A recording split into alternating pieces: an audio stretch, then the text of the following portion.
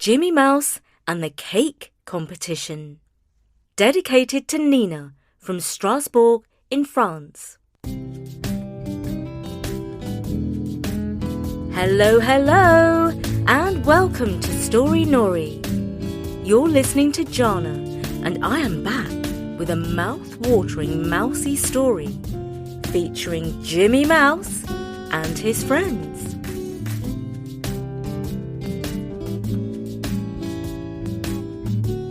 The cafe by the sea was famous for its scrumptious cakes. The customers loved them, and the mice who lived under the floorboards loved them even more. But nothing stays the same forever. When the Cake Maker's YouTube channel hit 1 million subscribers, she gave up baking for real people. You might think the loss of such a genius baker would be a crisis for the cafe. But there was no shortage of eager replacements, all hungry to take a slice of her success. Every day the new bakers arrived with sweet, fragrant creations, sparkling with caramelized sugar and glistening with icing. These weren't your everyday Victoria sponges or lemon drizzles. No, these were cakes like you've never tasted before. Have you ever tasted pumpkin and ginger cake? Or Earl Grey and lavender sponge with sugared petals on top? Or what about spicy Persian passion cake? You haven't tried them? Well, neither had the mice who lived in the cafe. In fact, they found the new cakes, well, just a little bit too fancy for their own good. Jimmy, the bravest of the mice, known for his heroic exploits, asked Judith a serious question. Judith, does mice so caramel have anything to do with mice? Judith shook her head. No, I can't say I've ever heard of it. That was surprising. Judith was the cleverest mouse in the cafe and usually knew the answer to everything. The very next day, Judith overheard the cafe owner saying, "Oh, I can't decide which of these fancy cakes will go down best with the public. So here's my plan. We'll hold a cake competition every day for a week. Customers can have free samples. In return, we'll ask them to vote for their favourite. The baker with the most votes gets the job." Now the mice took cake very seriously, almost as seriously as cheese. So Judith asked Grandpa Mouse to call a meeting. You won't be surprised to hear that it was packed with squeaking rodents, all eager for the latest crumbs of information about the cake situation in the cafe. Silence! Silence! Judith has something very important to share with us all, called Grandpa Mouse, wobbling while he stood on his matchbox. Ever since we arrived at the cafe, we've all enjoyed excellent cakes, full of nourishing ingredients like walnuts, raisins, carrots, and peanut butter. But now the owner is holding a competition to choose a new baker. And I must report that some of the entries are, well, troubling. More gatto than cake, in my opinion. "Oh, excuse me," squeaked Nina Mouse. "Are we allowed to vote? We are customers, and we do eat lots of cake." That question was met with a wave of excited squeaks. Yes, indeed," replied Judith. "But if all of us vote, we risk being discovered. So discretion is of the utmost importance." I suggest that 3 brave mice sample the cakes and vote on our behalf, interjected Grandpa Mouse. At the word brave, Jimmy began to tremble. He knew from experience that whenever Grandpa said brave, he usually meant Jimmy, and he was right. That'll be Jimmy, of course, Grandpa continued. Judith for her brains, and Rodina because she has excellent taste. What about me? Asked Henry eagerly. I like to eat cake too. Not this time. Said Grandpa. This mission requires selflessness, wisdom, and quiet. Not qualities you're especially noted for, Henry. Oh! Groaned Henry. That night, Jimmy, Rodina and Judith set out for the cake counter. The display was simply glorious. 5 perfect slices sat on elegant white plates, each with a little stack of colour-coded voting slips beside it. The mice nibbled just the tiniest crumbs. No mess, no trails.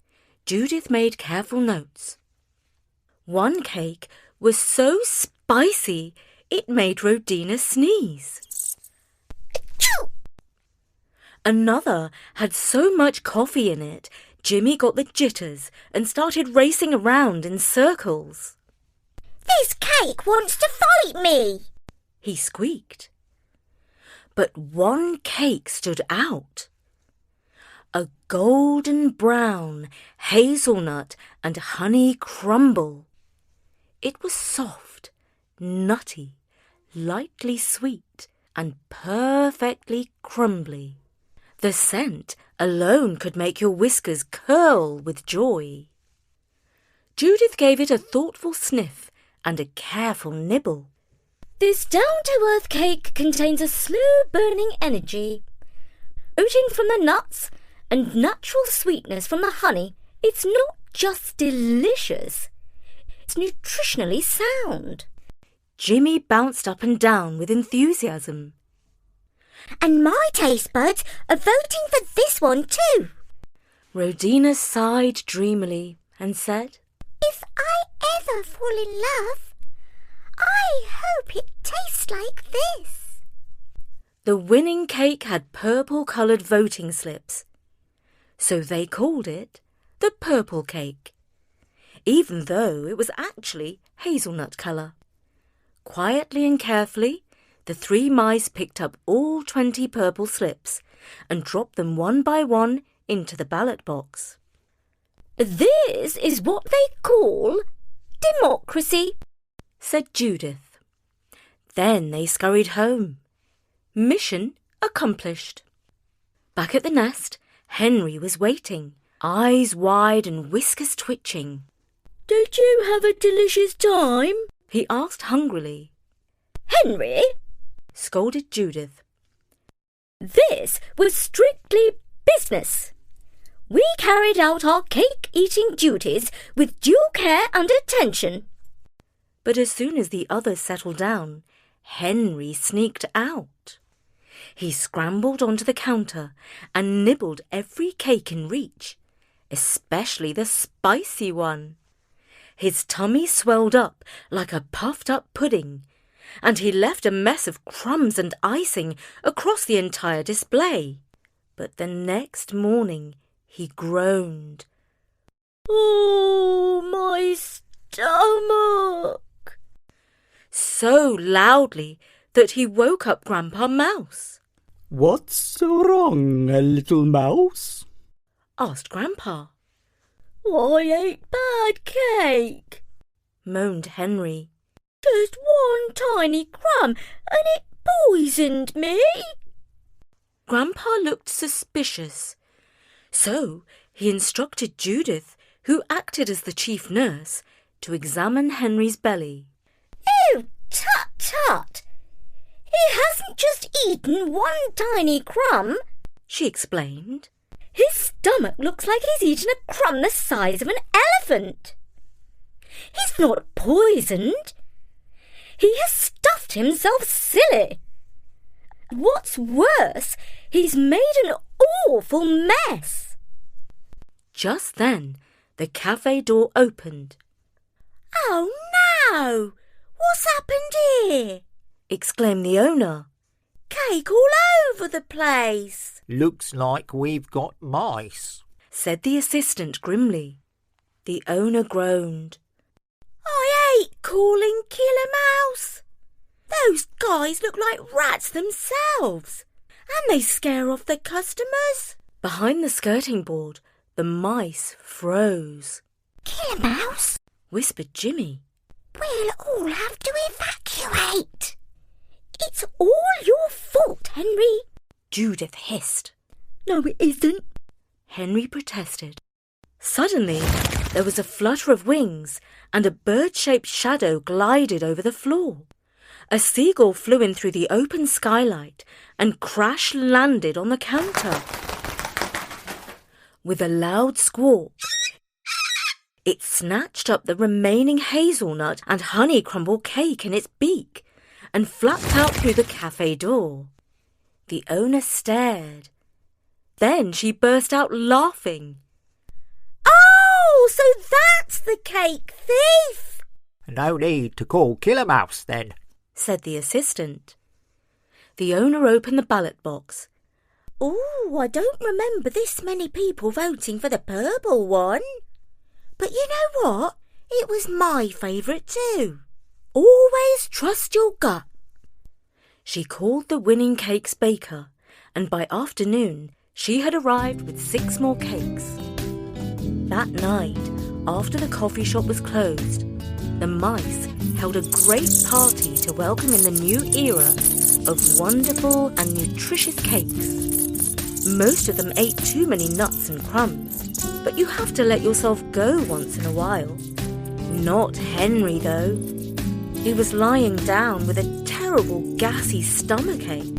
Oh, I'll never eat another crumb of cake as long as I live, he promised. Although, of course, it wasn't the sort of promise that anyone, still less Henry, really meant to keep. Because who can resist a little piece of scrumptious cake now and then? And that was Jimmy Mouse and the Cake Competition, read by me, Jana, for Story Nori. And I'm delighted to dedicate this story to Nina, who loves our monkey and Jimmy Mouse stories. Thank you to Nina's family for supporting Story Nori. And remember, if you can support us, we'd be ever so grateful. We love giving you stories, and we would like to continue for as long as humanly possible. So if you can, please help us continue this journey. PayPal is the easiest way. The link is on our website at storynori.com. Drop by soon for more adventures. Bye for now. Oh, I'll never eat another crumb of cake as long as I live.